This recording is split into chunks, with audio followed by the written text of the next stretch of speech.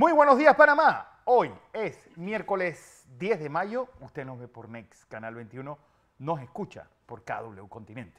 Un día en el que empezamos, con estas jornadas de protesta que llevará a cabo los directivos de RN para los próximos martes de mayo.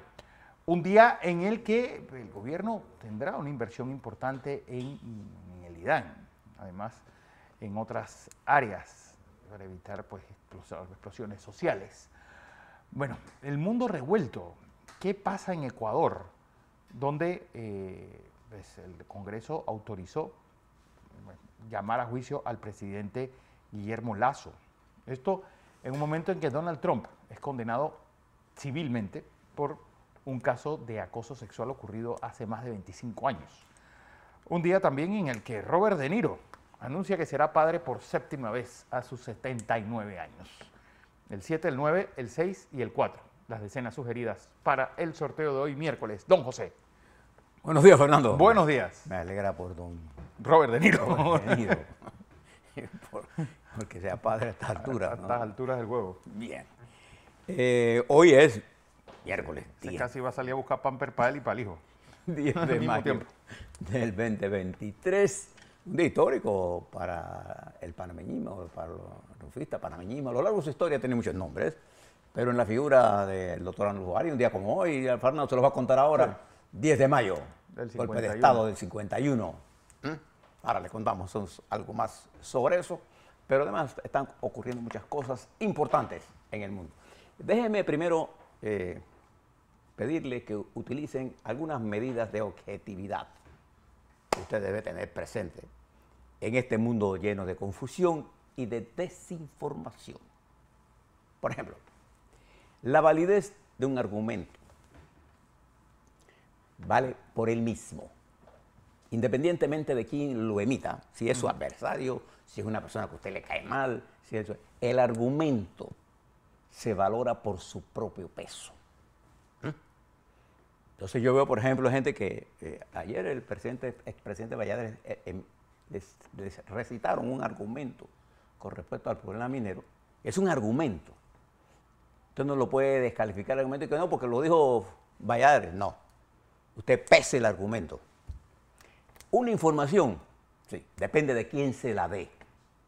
Usted la puede utilizar si le quita el prejuicio. ¿Verdad?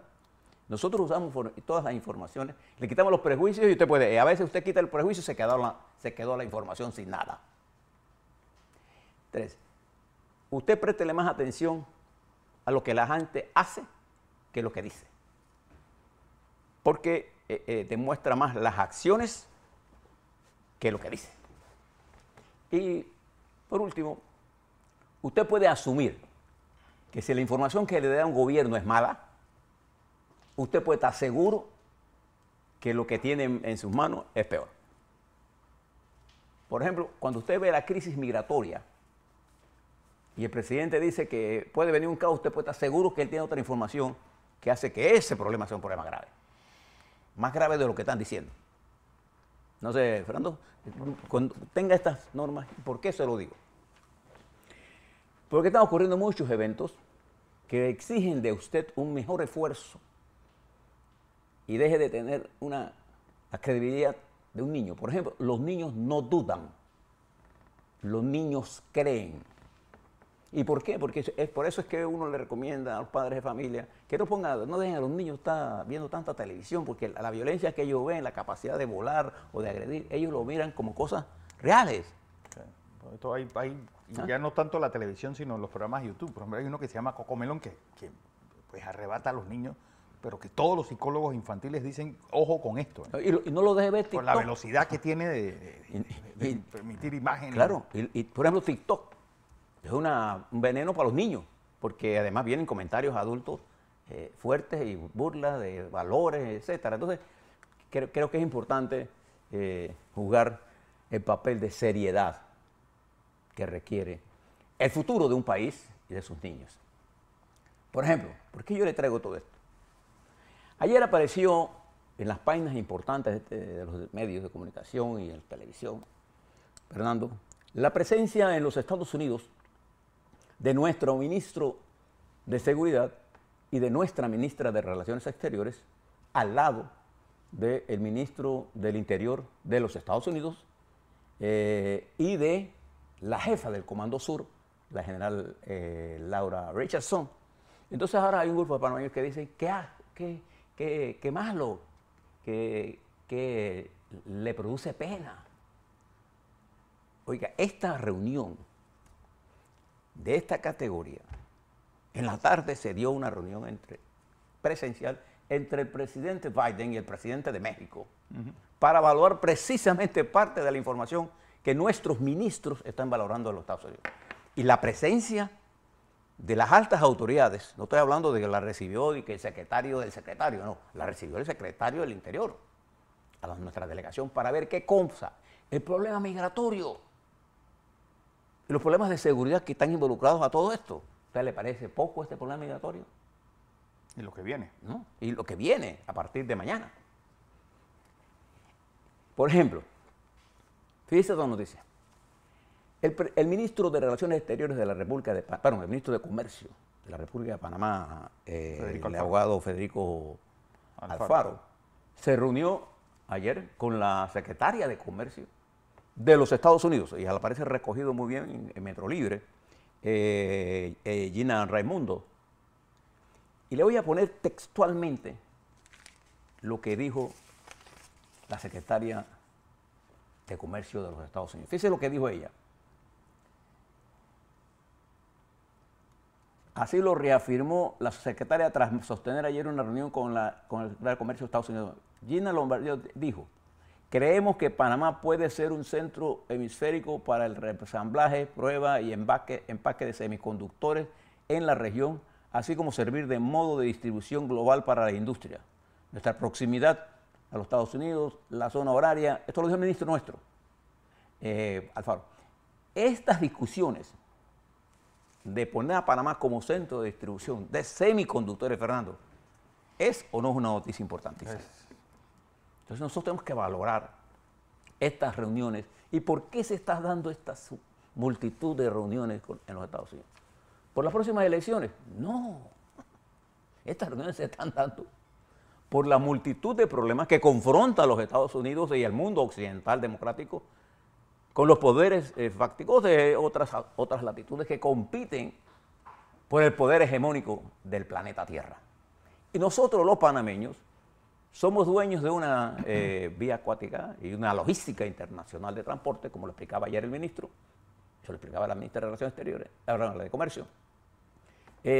Somos dueños de una vía que ha jugado un papel importante y seguirá jugando un papel importante en la cadena de distribución comercial.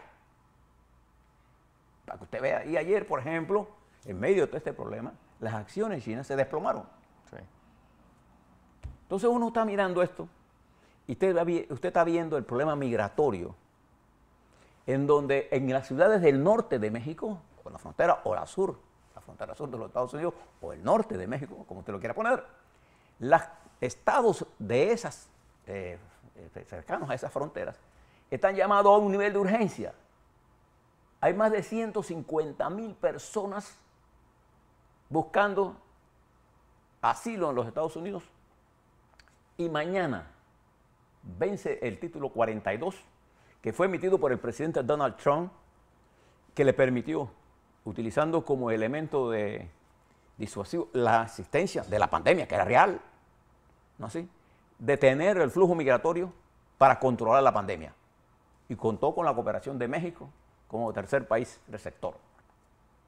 Eso vence mañana y se va a aplicar desde mañana el título 8, que es mucho más complicado que las leyes de migración, y por eso que el flujo de entrar antes de esa es porque usted podía entrar, porque Estados Unidos es un país de migración, y si usted estaba en los Estados Unidos ilegalmente, usted podría tener derechos que le analicen su situación y determinar las autoridades norteamericanas si existen o no razones para que usted entre ahí. Hay países que tienen ciertos niveles de privilegio otorgados por los Estados Unidos, porque es un derecho de ellos, igual que el de nosotros, que son los venezolanos, los cubanos y los mexicanos.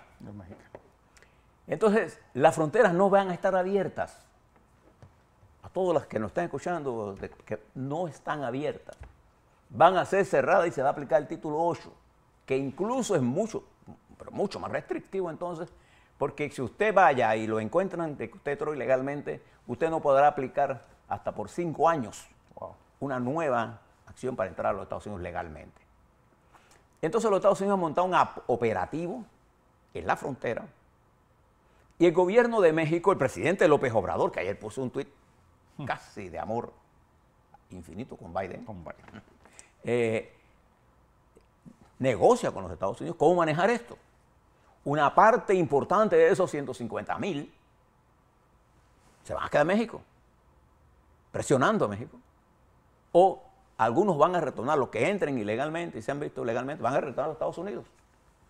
Entonces los Estados Unidos están proponiendo un mecanismo para acelerar el proceso. El presidente mexicano le solicitó menos burocracia y más agilidad. Y también vieron el tráfico de armas y el tráfico de fentanilo. O sea, el presidente mexicano introdujo en el debate las armas, que es un problema para México, y el fentanilo, que es un problema para los Estados Unidos. Y el presidente mexicano le mandó una comunicación al presidente de la República Popular China porque este es un problema multilateral. ¿Y cómo se resuelven los problemas multilaterales? Con acciones multilaterales. Entonces nuestra presencia en los Estados Unidos es obligatoria para discutir estos temas. No es que le da a usted pena, no. Pena no debe darse no hacer nada. Exacto. Eso es lo que no debe dar pena. Y yo saludo estas discusiones, saludo la presencia del ministro de Comercio nuestro allá, porque este es el momento en que nosotros debemos aprovechar Panamá, su condición privilegiada, para producir. ¿Usted se imagina que en Panamá sea un productor de semiconductores y por nuestra condición geográfica, un gran exportador de semiconductores, tiene el valor agregado? Pero es que el gran problema de eso, José, es dónde vamos a sacar quienes trabajan en esas fábricas. Pues nosotros tenemos una ventaja, que en el proceso de construcción, nosotros tenemos trabajadores, lo que nosotros no tenemos ahora mismo es la especialización en el planeamiento, pero los Estados Unidos nos puede dar la tecnología y la preparación. Eso nos obligará, Fernando, a mirar la educación. A mirar la educación. Con un tema prioritario. ¿Cuántas oportunidades vamos a seguir perdiendo por falta de educación? Usted tiene toda la razón. Por eso es que estos son los temas que debemos estar discutiendo en este momento. Bien, le dejo esto y le doy ahora un reprise de lo que está ocurriendo en el mundo. Fíjese, para que usted vea el carácter de permanencia de esta guerra en Ucrania. Ayer se publicó en los grandes medios del mundo la información de que en Ucrania la tercera brigada de rescate de los Estados de Rusia abandonó Bakhmut huyendo y dejó en el terreno 500 muertos rusos en medio de la celebración del señor Putin. De la victoria. Y sus virulentos ataques y falsedades que dijo de la historia. ¿Te recuerdas que Ucrania jugó un papel importante, Fernando? En el campo de batalla. En el campo de batalla de la Segunda Guerra Mundial. Ahora dice Putin que estos son unos fascistas. Dice Putin, ¿eh? Y la agresión a Ucrania no la hizo Rusia. Entonces este batallón allá en esa ciudad ucraniana salió huyendo, que corrobora lo que dice el dueño de Wagner, porque esto es una empresa. Sí, es una empresa, exactamente, nunca mejor dicho. Prigozhin dijo esta información, que estaban huyendo, porque le tienen miedo a la zonada. Y entonces, ¿qué ha hecho Rusia? Intentar bombardear en forma masiva con las armas que tiene que tener cuidado, porque no sabe por dónde le va a venir otro tanquetazo. Sin embargo, las defensas aéreas ucranianas son mejores ahora. Recuerden que tienen Patriot, tienen otros tipos de largo alcance. Bien, esa guerra se va a mantener por un rato.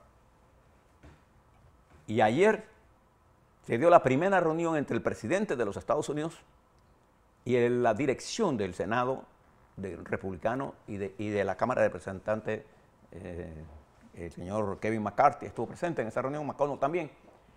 En la primera reunión, a las 4 de la tarde de ayer, en la Casa Blanca, para discutir el techo de la deuda, en la que ambas partes pusieron su punto de vista. Los republicanos de que había que hacer un control del gasto, una reducción de impuestos que va dirigida siempre a los más grandes, a los más poderosos. Y Biden le dijo, nosotros no vamos a hacer nada de eso.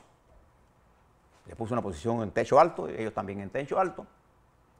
Y les dijo también, y dijeron ellos, hay que buscar un acuerdo. Y se quedaron para reunirse el viernes.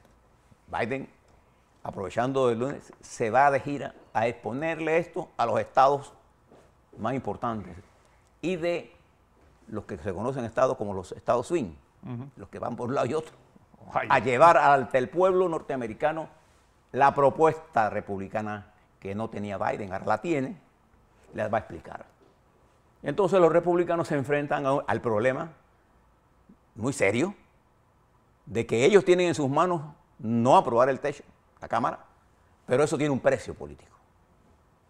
Simultáneo a que eso estaba ocurriendo, en la mañana del martes, para el mediodía, Fernando, un jurado para el juicio civil, recuerden, que se le seguía al expresidente Donald Trump, lo encontró responsable.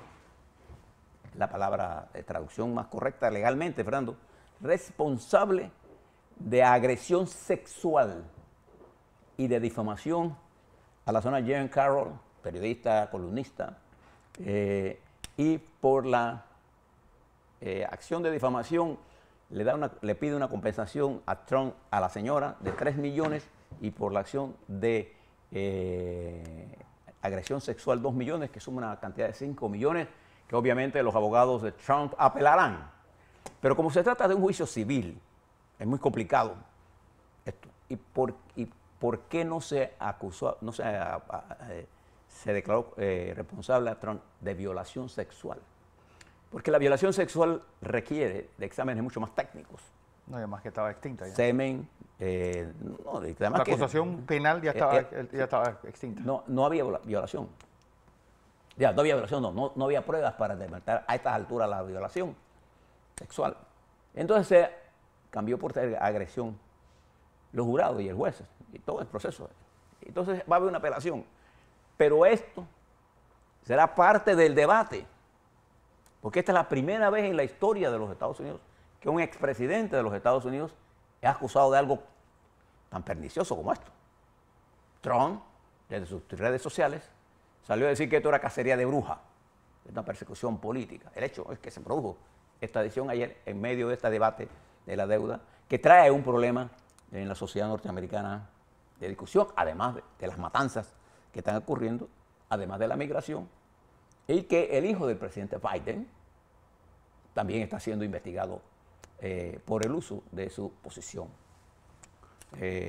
para obtener beneficios personales. Esto está ocurriendo en los Estados Unidos, mientras ayer también simultáneamente la Procuradora del Estado de Nueva York, federal, anuncia una investigación criminal contra George Santos, ¿se acuerda de él, Fernando? El representante republicano de uno de los lugares de los Estados Unidos, counties, porque este muchacho de origen brasileño es especialista en la mentira. Sí, y entonces es un mitómano. Mitómano. Y entonces ahora se abre una investigación federal y este muchacho todavía ejerce en la Cámara y se va a crear un problema. Todos estos puntos son parte de una situación complicada en los Estados Unidos. La guerra, el manejo que está dando, las fluctuaciones de las bolsas, en fin, todo esto, para que le prestemos atención, hacen que nosotros necesitemos este intercambio de información. Y eso no tiene nada de malo, ni que le debe dar pena a nadie. Nosotros debemos estar conversando con Estados Unidos, con Colombia, con los países que... Mientras todo eso estaba ocurriendo en los Estados Unidos y esta conversación del presidente Biden y de México, que fue muy cordial, pero además de medidas concretas, porque el presidente en esa conversación, aunque no se hizo público todavía, le habló, el presidente mexicano, de la captura de las drogas en el puerto Lázaro Cárdenas, de los precursores y de fentanilo. Y López Obrador presentó las pruebas que dice él, o le habló, pues, que tiene sobre la actuación de China en esto. Mientras eso ocurre, en la tarde de ayer, en el Congreso de Ecuador, con 87 votos a favor de una participación de 116 diputados, de una asamblea que tiene 137, se requerían unos 57, 60, algo 66. Se aprobó un juicio político al presidente de Ecuador. Un juicio político que contó con la votación de 88 y se requieren 93 para condenarlo. Y faltaron más de esos. Yo asumo que están cerca de esto, pero lo importante destacar es que este juicio político al presidente genera un mayor nivel de inestabilidad en el país, acosado por el crimen organizado, acosado por la migración, acosado por la miseria, por la pobreza, por el poco desarrollo, y un presidente que apenas tiene el 27% de aprobación. Apenas. O sea, este está más del lado de allá que del lado de dirigir. Cosa igual pasa en Chile, donde la derecha, en todos sus matices, particularmente la ultra, asume el control político, incluso de la reforma constitucional, a un presidente con Boric, que arrancó con muchas reformas y muchas nueces y poco ruido. Sí. Mucho ruido y pocas nueces. No, mucho ruido y pocas nueces, así es que... Sí, como le pegas a los árboles para que caigan los nogales, entonces, para que salgan las nueces. Ahora se va en Colombia y fíjese que el índice de gestión del presidente Petro está en 61 negativo y 30 positivo, de manera que tiene un índice de positividad o negatividad de menos 31. Con ese nivel es muy poco probable que el presidente tenga apoyo político para sus reformas. Lo tendrá de un grupo minoritario. Esto le plantea un problema grave al presidente, porque el conjunto de reformas que él pretende imponer, o impulsar, perdón, es un conjunto de reformas complejas. Muy complejas. Y algunas de difícil ejecución, como por ejemplo la reforma a la salud, que intenta cambiar un sistema total por otro, que añade niveles de peso a los gastos del Estado en el momento que hay una caída de los ingresos. Y que quiere cerrar el grifo de explotación minera y petrolera. Es decir, es que no sé con qué quiere él reemplazar todo lo que, o financiar todo esto que está anunciando. Entonces, en el marco de toda esta situación que se está generando en Colombia, hay otras situaciones mundiales. Y fíjate el número que le voy a dar. En Haití, Fernando, para poder entender el problema migratorio, en Haití, en los primeros 4 meses de este año, se han producido más de 1.446 asesinatos. Solo en abril se produjeron 600 asesinatos. Casi 20 por día. Es que no hay... No hay nada. Para defenderse, los civiles matan a los pandilleros matan a los civiles, matan a la policía. ¿Qué sucede cuando eso está pasando? En esa población, entonces, la gente tiene ganas de huir. Y se produce un éxodo. Éxodo que se produce en Venezuela. ¿Ustedes se acuerdan del éxodo de Mariel? Fue impulsado por el gobierno cubano contra el presidente Carter, ¿recuerdan? Y dentro de eso... Vaciaron el manicomio. Vaciaron las cárceles, los manicomios, los espías, y lo metieron para Cuba, de Cuba para Estados Unidos. Y ahí intervino también Panamá para parar esta situación y ayudar a resolver este problema. Parte de la migración colombiana, venezolana, es empujada para crear problemas de fronteras sin control. La frontera colombiana con venezolana es una frontera perdida. Sí, Cúcuta es. No controla a nadie, la controla el crimen organizado. ¿Quién controla las bandas, la migración ilegal? Los coyotes. A lo largo de toda la ruta, desde los países de origen, Venezuela, Colombia, Ecuador, Estados Unidos, Panamá, todos los controlan los coyotes, algunos le dicen los polleros, depende del nombre del país. Entonces, ese crimen organizado se enfrenta a países sin coordinación Y eso hace de la migración ilegal uno de los más graves problemas. ¿Cómo se va a resolver a partir de jueves la situación que se genera en la frontera? ¿Quién se beneficia de este desorden? Los enemigos de la estabilidad. Y entonces, en el momento en que eso ocurre en nuestra América, con estos volúmenes, mire lo que está pasando en la frontera peruano-mexicana. Y fíjese cómo la presidenta de Perú se desliga de las Fuerzas Armadas. Y este caos, nosotros tenemos que estudiarlo y mirarlo con calma. Y entonces nosotros tenemos que discutir con las autoridades correspondientes, y particularmente con los Estados Unidos, porque los Estados Unidos tienen un interés legal, legítimo, y a nosotros nos interesa que sea así, sobre la ruta de Panamá, porque ellos son nuestro principal socio hacia el cual van los barcos y salen por el canal de Panamá, pero también el Pacífico.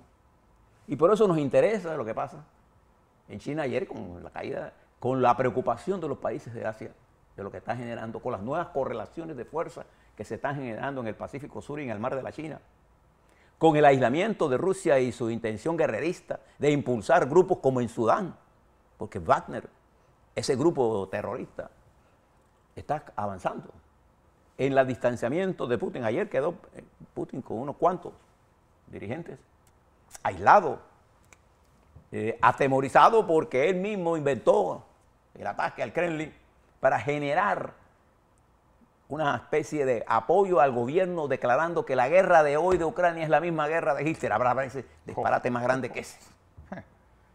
Ese marco general, estimados televidentes y radioescuchas, ese problema migratorio, los problemas del dólar, que son magnificados por sectores de izquierda, que hablan del fin del dólar, sin conocer de economía, o que hablan por ejemplo, esta probabilidad de que se dé una moneda entre Colombia, entre Brasil y Argentina, es remota. Es imposible. ¿Por qué? Porque son economías asimétricas, no son intereses que coinciden. Y esto podrá tener cierto nivel de propaganda, pero en la práctica son problemas difíciles. El dólar sigue siendo una moneda de curso legal, es la moneda más importante en el mundo, igual que el euro. Sí. Entonces ese es el marco en que estamos viviendo. Actuemos con cautela y miremos con atención lo que está ocurriendo para saber de las decisiones que debemos tomar. A la vuelta vamos a hablar de Panamá, Fernando. Las elecciones de cambio democrático están en el tapete, las elecciones primarias en el Partido Revolucionario Democrático, la suerte de Martín Torrijos, hoy un día especial para los panameñistas, la suerte de los independientes. Pero en el marco de todo eso, le quiero dar una información.